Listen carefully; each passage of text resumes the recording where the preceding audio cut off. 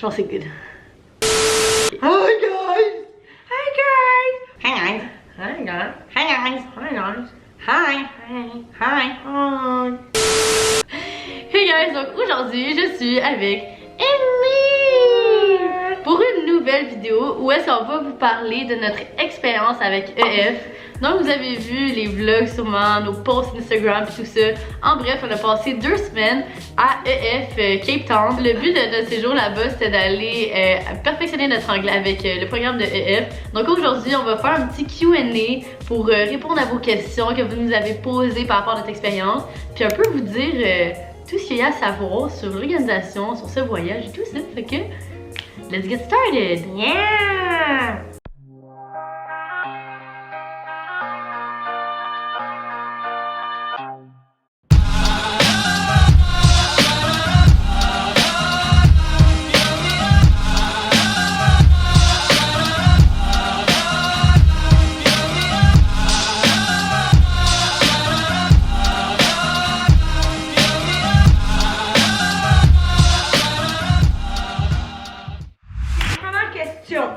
Qu'est-ce que c'est EF exactement?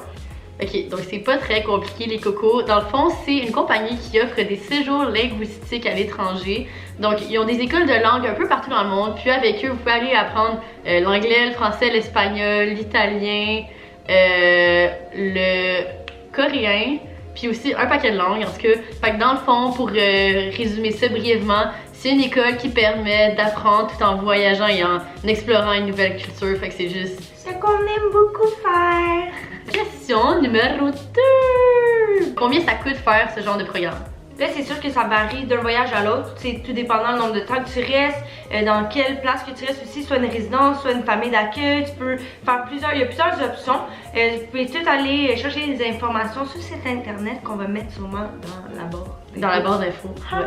Puis sinon, ils donnent aussi des réunions d'information assez souvent, donc vous pouvez toujours aller regarder c'est quand ces réunions-là, puis juste aller voir. C'est sûr qu'ils vont donner des informations face au prix. Troisième question! Dans quel type d'hébergement restez-vous? Donc nous, dans le fond, on a choisi de rester en résidence. Puis moi, dans le fond, j'avais déjà fait l'expérience EF il y a 3 ans en Californie, puis j'étais restée en résidence aussi. Puis les 2 fois que je suis restée, j'ai absolument adoré ça. Dans le fond, c'est comme une résidence étudiante avec plein d'autres étudiants de EF justement. Puis c'est un peu comme, c'est vraiment cool parce qu'il y a vraiment une belle ambiance et tout ça. Mais aussi les options de rester en famille d'accueil, puis en maison partagée. Ça dépend des destinations, ça varie d'une destination à l'autre. Mais j'ai aussi beaucoup d'amis qui restaient par exemple en famille d'accueil qui ont adoré. Donc c'est vraiment propre à vous, qu'est-ce que vous décidez de faire. Ouais, puis ça dépend aussi de quel genre d'expérience que tu recherches. C'est sûr que tu peux soit connecter avec des gens un peu plus partout dans le monde, mettons en résidence, ou aller vraiment dans la famille locale puis vivre comme un local là-bas. Donc c'est sûr que ça dépend de ce que tu recherches. 4e question! Est-ce que vous aimeriez refaire un voyage de ce genre? Oui, bien évidemment que je referai un voyage comme ça parce que qu'est-ce qui est le fun avec ce genre de voyage-là, c'est que c'est éducatif à la fois, puis en même temps, c'est comme un voyage. Ouais. Non mais c'est fun parce que c'est un mélange parfait entre les deux mondes. Donc t'as la chance de voyager, de découvrir une nouvelle culture, de faire plein d'amis, puis rencontrer des personnes qui viennent de partout autour du monde, tout en comme continuant ton éducation. Donc c'est un peu un moyen, c'est apprendre des nouvelles choses, mais toujours voyager puis avoir du fun en même temps. Et que c'est vraiment un bon moyen d'explorer parce que aussi en même temps, en faisant ce genre de programme, tu vis comme un local dans l'endroit où est-ce que tu habites. Fait que c'est juste, c'est vraiment cool. Moi, c'est aussi comme, tu sais, mettons pour les gens qui ont un peu plus peur de voyager seul ou faire des choses comme ça, c'est quand même encadré comme programme. Fait que c'est quelque chose que moi je trouve quand même intéressant parce que il y a du monde qui ont vraiment besoin de ce genre d'encadrement-là pour être plus guidé à travers leur voyage. Donc c'est sûr que ça c'est une belle organisation si tu cherches à être encadré. Ouais, puis surtout, moi la première fois que j'avais fait le programme en Californie, j'avais juste 16 ans. Puis on était juste moi et ma meilleure amie qui avions toutes les deux 16 ans à ce moment-là. Donc c'était bien justement d'avoir ce petit type d'encadrement là-bas, d'être pas laissé à nous-mêmes en Californie. Prochaine question, c'est comment ça se passe dans le fond pour tout ce qui est organisation des activités et tout ça? Donc pour l'organisation des activités, dans le fond c'est vraiment le fun parce qu'il y a une personne qui est responsable des activités qui fait comme une espèce de cédule d'activité durant. Ouais, c'est sur place. Une fois que tu es rendu sur place, dans le fond, il te fait une espèce de cédule d'activité. Tu peux vraiment voir toutes les activités que tu peux faire à chaque jour de la semaine. Si tu veux ajouter une activité, tu vas voir cette personne-là. Si tu as d'autres idées, tu peux toujours le demander. Qu'est-ce qui est vraiment le fun avec IF, c'est qu'ils ont vraiment un gros réseau de contacts. Ils ont établi des liens avec plusieurs compagnies partout dans les villes puis tout. Donc, ils ont souvent comme des prix étudiants, des prix rabais pour les gens de IF. Ce qui est vraiment le fun parce que même une fois que tu es sur place, si tu veux pas dépenser énormément d'argent sur les activités, oui, il y en a qui sont inclus, mais il y en a d'autres que tu es obligé de débourser. C'est ça qui est le fun, c'est juste simple de toujours passer par les gens qui s'occupent des activités par IF. Donc par exemple, quand nous on est arrivés, nous on était juste là pour un séjour de 2 semaines. Ce n'est pas énormément, considérant le fait que là-bas il y a énormément d'étudiants qui restent pour des longues périodes, par exemple 3, 4, 5 mois. Donc pour le temps qu'on était là, on voulait vraiment en profiter puis tout ça. Donc la journée qu'on est arrivé, on a pu justement aller voir ce guide d'activités un peu qui travaille à l'école. Puis on lui a dit tout ce qu'on voulait absolument faire en étant à Cape Town. Puis il nous a juste vraiment fait un horaire où est-ce que telle journée on faisait ci, ça. Puis il y avait aussi plein d'activités organisées avec d'autres étudiants de EF. Donc c'était juste, c'était vraiment cool, c'était vraiment bien organisé. Puis nous de notre côté, on n'avait pas besoin de comme se fendre la tête puis de trop penser pour comme réussir à planifier ce qu'on voulait faire où voulait aller.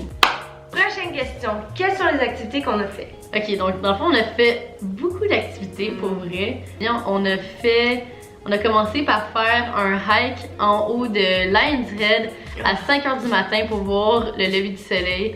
C'était incroyable.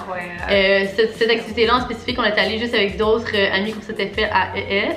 Donc c'était pas organisé par EF eux-mêmes, mais bien nous-mêmes qui ont décidé d'y aller, mais c'est vraiment juste un hike, donc pas besoin d'organisation pour ça. On a eu une journée d'excursion que c'était comme un peu du wine tasting, beer tasting. Donc dans le fond, il y avait un autobus, puis un transport déjà organisé qui nous a amenés au vignoble, puis qui nous a ramenés aussi, ça nous a amené à plusieurs vignobles différents, puis ça c'était vraiment cool. On a fait un tour d'hélicoptère.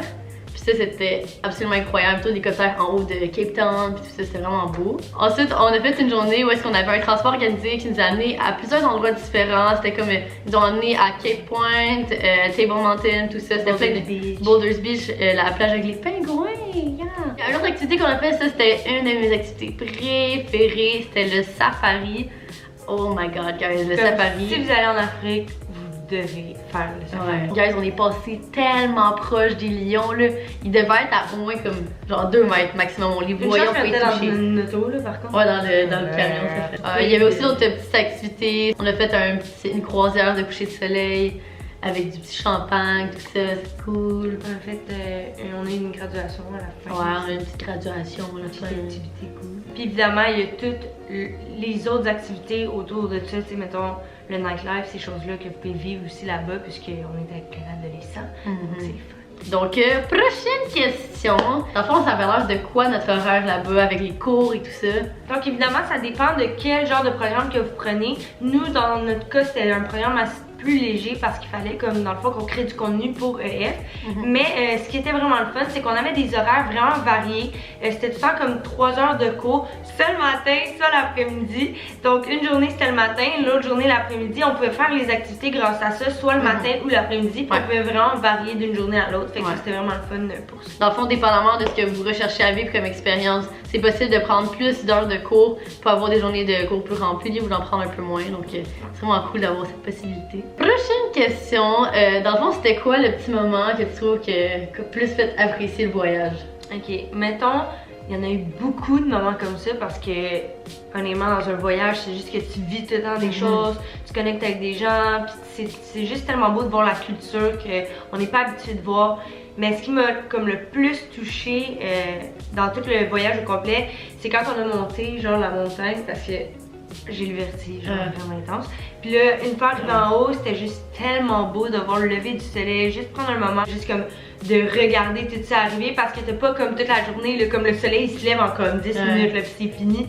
Fait qu'on était juste là, puis genre, on a pris le moment de juste s'asseoir, respirer, puis c'était juste incroyable. Là, prochaine question, comment se passe l'organisation du voyage? Est-ce que ça prend beaucoup de temps à l'organiser ou comment ça marche? Dans mon cas, quand j'avais organisé mon voyage à l'été 2015 avec EF en Californie, nous on avait booké en janvier, puis c'était pour l'été, donc le mois de juillet et août. Donc ça c'était quelques mois à l'avance. Ça peut se faire moins à l'avance que ça.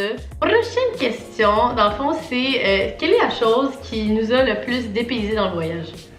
Oh my god. En Afrique. Je pense que, honnêtement, c'est sûr que voir les animaux déjà là que t'as jamais vu dans ta vie, c'est incroyable, mais la chose qui m'a le plus dépaysée puis qui était vraiment quelque chose de beau à voir, c'est que les blancs étaient vraiment une minorité, genre, ou qu'on était dans la ville.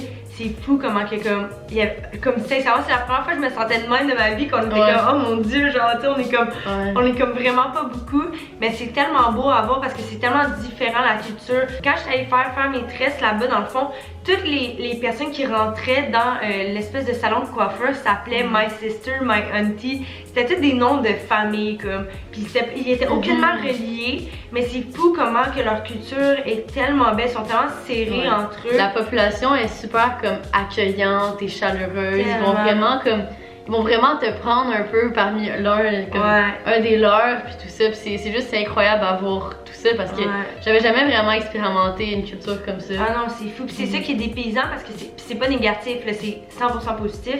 C'est comme de voir une autre façon de penser, une autre manière d'agir avec les gens. Oui. Puis on s'est tellement fait souvent aborder, puis ces choses-là, puis des fois c'est comme ça nous a fait réaliser des choses, surtout la chance qu'on avait, puis ces choses-là. Donc je pense que c'est les réalisations en voyant la culture à laquelle on était pas habitué d'être. Pour la prochaine et la dernière question, dans le fond, est-ce que c'est facile de se faire des amis dans ce programme-là, puis tout ça en voyage? Oui, évidemment, parce que premièrement en voyage, tu fais tout le temps des amis, on va se dire que comme c'est tellement facile de connecter avec les gens, puis avoir des points en commun, parce que tout le monde aime voyager. Puis aussi, il y a l'autre côté que EF nous ont vraiment comme pas aidés, mais dans un sens oui, durant notre voyage, parce qu'ils essaient vraiment d'intégrer les gens dans le fond, l'environnement qu'on est. Le monde est super social, puis autant à EF que dans la ville où on était. Le fait que les étudiants qui viennent faire le programme, c'est vraiment des personnes qui viennent de partout dans le monde. Non seulement ça permet de rencontrer justement des personnes qui viennent de n'importe où, ce qui est vraiment cool de juste comme apprendre à les connaître et tout ça. En plus, vu qu'ils parlent obligatoirement une autre langue parce qu'ils viennent apprendre l'anglais, tu sais, tout le monde se force à parler anglais, fait que du même coup ça aide à améliorer son propre anglais parce que tu fais des amis puis tu parles tout le temps en anglais avec eux, fait que c'est juste vraiment un bon moyen de comme s'améliorer puis juste rencontrer tout le monde puis tout ça. Pour finir la vidéo, donc c'était tout pour cette vidéo les cocos, j'espère que vos questions par rapport au programme puis à notre expérience avec EF à Cape Town ont été répondues. Fait que si vous avez plus de questions, n'hésitez pas à les écrire en commentaire, puis ça va me faire plaisir d'y répondre. Ou sinon, tout simplement allez vous informer sur le site web. Donc en bref, on a vécu comme une expérience incroyable. Honnêtement, le tout a été parfait, autant avec EF qu'à Cape Town, tout simplement.